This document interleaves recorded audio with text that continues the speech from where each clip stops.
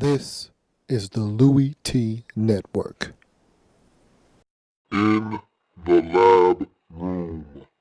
10 minutes or less. Houston Texans. Welcome, you are in the lab room. I'm your host, Lou. Thank you for joining me here on this program, 10 minutes or less, Houston Texans. Give me that clock action. Let's get it going. So, season rewind for the Houston Texans.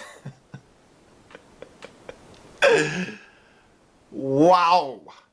Wowzers. Did not see this one coming. Now, let me say this. I didn't see the demise of the Houston Texans coming. I'd be lying to you if I told you I saw the avalanche of nastiness that was the Houston Texans on the way.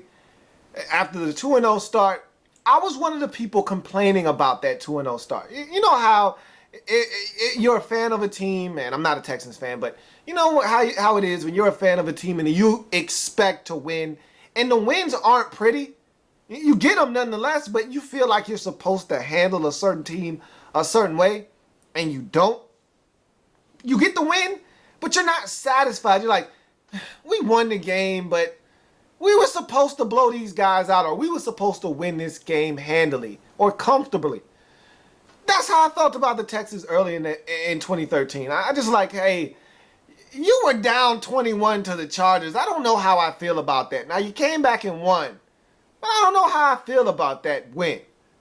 Then, the next week, I'm looking at like, you were being dominated by the Tennessee Titans at home.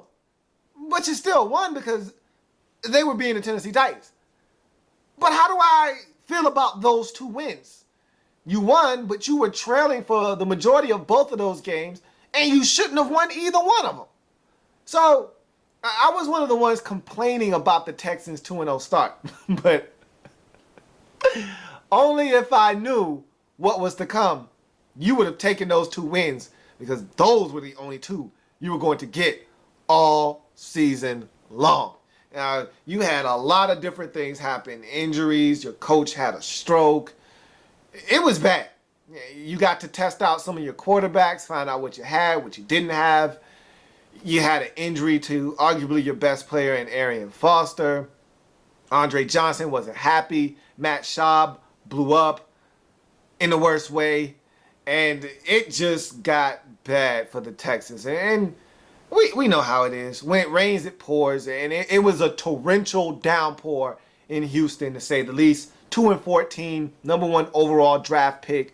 Gary Kubiak out as head coach. In comes Bill O'Brien. So it's a new administration in Houston. You've got the number 1 overall selection. What to do, what to do, what to do. I can answer that question for you. We'll do that a little bit later, but let's go and fast forward to the 2014 offseason for the Houston Texans. You look at this Texans team and you look at their list of free agents, and it reads as such: Ray Graham, DJ Kareem, Chad Spann, Ben Tate, Greg Jones, Garrett Graham, Andrew Gardner, Ryan Harris, Wade Smith, Antonio Smith, Earl Mitchell, who is a restricted free agent, Joe Mays, Daryl Sharpton, Albert Mack, Brian Bram, Lestar Jean, and Terrell McClain, all of which, those last three I just named, are all restricted free agents. So you look at this Texans team and what they need to bring back as their own. They only have a little bit of cap space right now. We're talking about $3.2 million worth of cap space, but they'll free up more cap. They've got some measures that they can take, and they're going to have to free up some cap space because you've got a deal looming in the weeds with J.J. Watt next year. You're going to have to re-up that guy. He can't hit the market. He's the best thing you got smoking in Houston right now. He's definitely a building block. So you're going to have to clear out some cap space. I think you do that with a guy like Matt Schaub. I think you just need to get rid of him. I mean, he's got a $10 million number next year. There's no way you're paying Matt Schaub $10 million to be your backup quarterback. And even if you're thinking about starting Matt Schaub, don't. So I think you get rid of Matt Schaub. There's some other guys that maybe you can go to and approach them about getting some of your money back. Potentially a guy like Daniel Manning, I'd just say you cut ties with him. He's making too much money and he's not that good of a player. He's solid, but he's not great. He's not $4 million great. And get rid of Daniel Manning and free up some more cap space. So there are some measures the Texans can take to get some more cap relief. I think the ceiling is going to rise as well. So they'll have some time and some avenues to explore and ways to get more money under the cap. But first things first, you look at in-house free agents that you want to bring back if you're the Texans. I don't see why you don't bring back a guy like Daryl Sharpton. Okay, here's a linebacker, undersized. You drafted him out of Miami, was solid. He's not a world beater, not going to make a lot of plays, but he's a rotational depth guy. I don't necessarily want to start him if I'm a Texans fan, but he's a guy that if someone goes down in a pinch, I need someone to step in and start a couple of games for me. I think he's a perfect replacement for someone in the lineup if need be. Great depth. You bring back Daryl Sharpton. Don't think it's going to cost you that much to do so. You look at another guy that I think you should bring back. I don't think he wants to be back, and that's Earl Mitchell. This guy's a monster. I love Earl Mitchell, but I think he feels like he'll be better served playing in a 4-3 defense. I don't blame him because I think if he's on a defensive line with 3 other guys and he's getting one-on-one matchups, he's going to consistently win one-on-one matchups. But if you're the Texans, you would love to have Earl Mitchell back. That guy flashed for me last season. Every time I watched the Texans game, it seemed like Earl Mitchell was making a play or knifing in the backfield. I love Earl Mitchell. I think you would love to have him back. I just don't think Earl Mitchell wants to be back. But I would love to have Earl Mitchell back. I think he would fit with what the Texans are doing defensively. You look at another guy that I think you should bring back if you are the Houston Texans. Why not bring back Garrett Graham? Owen Daniels, solid tight end still. I think he's a great compliment to him. I don't see why you don't bring him back. It's not going to cost you a lot to bring him back, but maybe you feel good about Ryan Griffin and you don't feel like you need Owen Daniels, Garrett Graham, and Ryan Griffin. If that's the case and he's the odd man out, so be it. See you later, Garrett Graham, but I don't see why you don't bring him back. Owen Daniels is probably making a nice amount of money. If he doesn't want to take a pay cut and you feel like he should, why not bring him back and tell Owen, see you later. Who knows what the Texans are thinking? It's a new regime, new administration. Some heads might roll. Who knows? Why not bring Garrett Graham back? That's just the way I feel about that situation. Antonio Smith. Here's a guy that I think is solid on that defensive line. Now, he's getting up there in age, but I still think he's a heck of a defender. He's 32. How much is he looking for? That's what it all boils down to. How much are you talking, Antonio? Okay?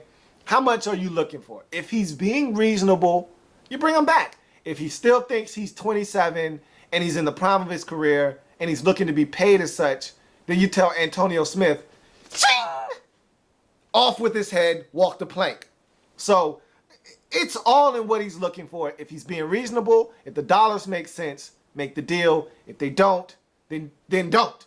It's really simple.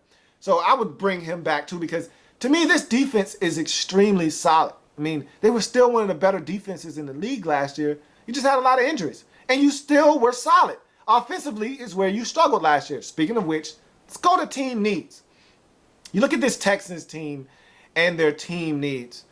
When you're 2-14 and hold the #1 overall selection in the draft, you have a lot of needs. So let's just run down them quickly. You start with the most important one. Quarterback. I'm hearing Andre Johnson say we need to trade the #1 overall selection. Are you crazy? Are you crazy? You get to pick whoever you like. You don't get to, you don't have to settle for table scraps. You don't have to make a tough decision between this or that. If you want the guy, you get to pick him at 1. Now, if you can trade back to say 3 or 4, maybe you do that and still get a guy that you like. But no, you don't trade the #1 pick. You draft a quarterback. That's that. You look at another position of need, defensive nose tackle, excuse me. You need a nose tackle. If Earl Mitchell isn't back, you need a nose tackle. End of discussion. And I don't think you need to go in free agency for that. That's a draft move right there. Defensive end. If Antonio Smith isn't back, then you need a defensive end. It's really simple. You could go out in free agency and find you one, or you can go in the draft and find you one. It's your pick. You need a defensive end. You look at safety. You thought you had an opportunity to fix it last year with Ed Reed. Bad move. That's bad news. You figured out you made a mistake. You fixed that mistake. So kudos to you for recognizing that you made a mistake and resolving that problem before it became a bigger one. But now you have a gaping hole at safety. Once again, you didn't re-sign Glover Quinn when you had a chance. So now you need safety help. Fix it. Now there are free agents out there that can help you. I don't think you need to go in the draft for this. I think you need to handle this problem in free agency. You look at another problem that you have. Outside linebacker, inside linebacker. I think outside linebacker, you'll be fine if guys just stay healthy. But inside linebacker, I think you need some help there. I know you had some injuries there, but it seems like Brian Cushing is starting to become injury prone. And I didn't like the depth that you had inside. You need some inside linebacker help. Don't be afraid to look for some quality inside linebacker. Another position that you could use some help in is kicker. Now look, I will say this. He played better down the stretch. I'm talking about Bullock. But he missed 9 kicks last year. You know, that's one of the worst field goal percentages in the league. So don't be afraid to sniff around free agency, see what's in the market at the kicking position. Now, he's a young guy. He struggled early. He finished up strong, not missing a kick in his final 6 games. So if you're comfortable with Randy Bullock, by all means, hold on to your stuff. But 9 kicks missed is 9 kicks missed. So that's a lot if you're the Houston Texans. And you really don't have a lot of money, but I think there are ways for you to get that money that you need. So you got some work to do. Go ahead, start hacking away if you're the Houston Texans. That's been the Houston Texans. 10 minutes or less. 10 minutes or less. Like the content? Want more? Sub up. In the lab room.